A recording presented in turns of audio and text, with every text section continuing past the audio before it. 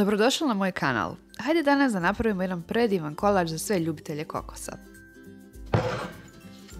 Za početak izrendajte 150 g čokolade za kuhanje.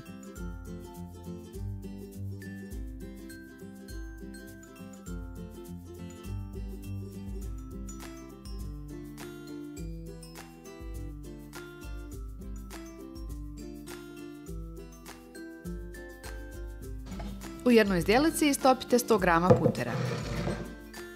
Potrebno vam je i 300 g mljevenog keksa, a zatim u taj keks dodajte onu izrendanu čokoladu. Potom 100 ml mlijeka, a onda i istopljeni puter.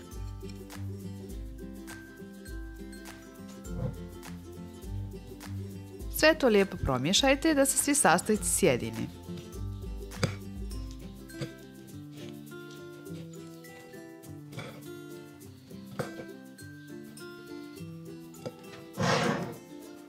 U jednu tepsiju, moja je promjera 32 x 20 cm, sipajte keks i utapkajte ga da dobijete podlogu.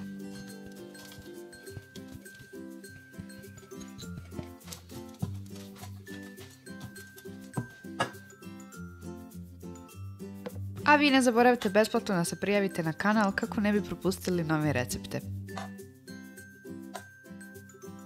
Kada je kora gotova, ostavite je u frižider da se ohladi dok pripremate ostatak kolača.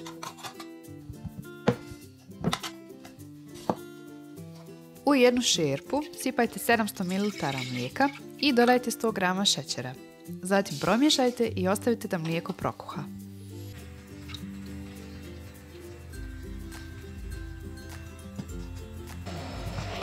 Prokuhano mlijeko sklonite sa vatre i dodajte 80 g griza.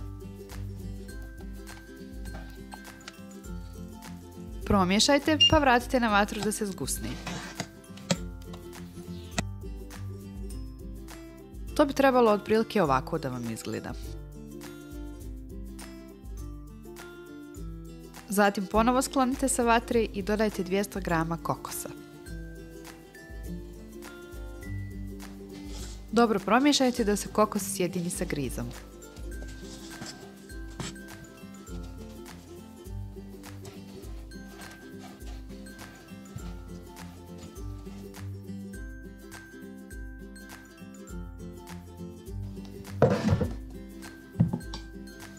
Na ohlađenu podlogu dodajte smjesu od kokosa.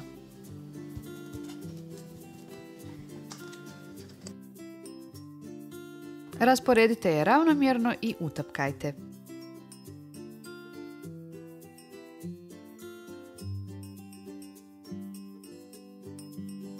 A vi mi pišite u komentarima odakle gledate moj video.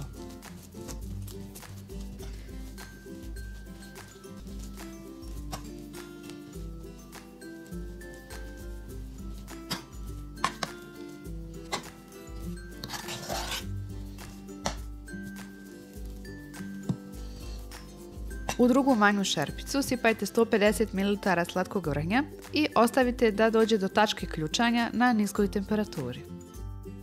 Zatim u vrhnje dodajte 150 g čokolade za kuhanje. Kada se čokolada istopi, ostavite da se prohladi.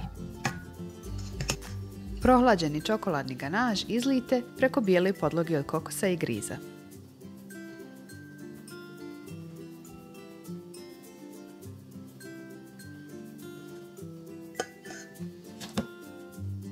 Rasporedite ga ravnomjerno na ovaj način i ostavite da se hladi oko 3 do 4 sata.